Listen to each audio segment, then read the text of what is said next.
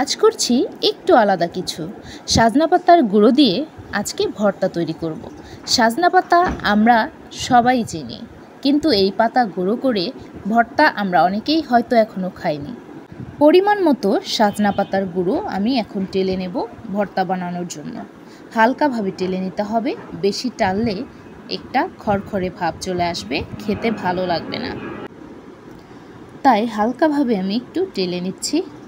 সাজনা পাতাগুলো আমার মা পাঠিয়েছিল বাড়ি থেকে, একদম গুঁড়ো করে পাঠিয়েছে। মাঝে মাঝেই আমরা ভর্তাটা খাই, তাই ভাবলাম আপনাদের সঙ্গে একটু শেয়ার করি। ভর্তাটা কিন্তু দারুণ মজা হয়। আমরা যেইভাবে পাট পাতা ভর্তা করি ঠিক সেইভাবেই।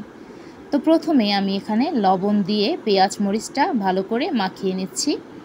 তারপর এখানে দিয়ে দেব পরিমাণ মতো সরষের তেল। আপনারা চাইলে শুকনো মরিচ দিয়েও এই ভর্তাটা করতে পারেন।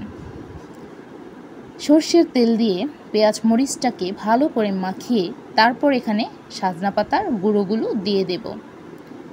খুব সুন্দর করে মাখিয়ে নেব। প্রয়োজন হলে লবণ আর সরষের তেলটা আরেকটু দিয়ে দেব। তো মাখানো হয়ে গেছে। দারুণ সুস্বাদু একটা ভর্তা। শুধু মজার জন্য নয়, এই ভর্তাটা কিন্তু প্রচুর ভিটামিন আর আয়রনে ভরপুর। তাই শুধু স্বাদ নয়, শরীরের উপকারও করে এই ভর্তাটি। ভাতের সাথে 1 চামচ সাজনা পাতার ভর্তা, আহা, মনটাই ভরে যায়। সত্যি খুবই সুস্বাদু একটা ভর্তা।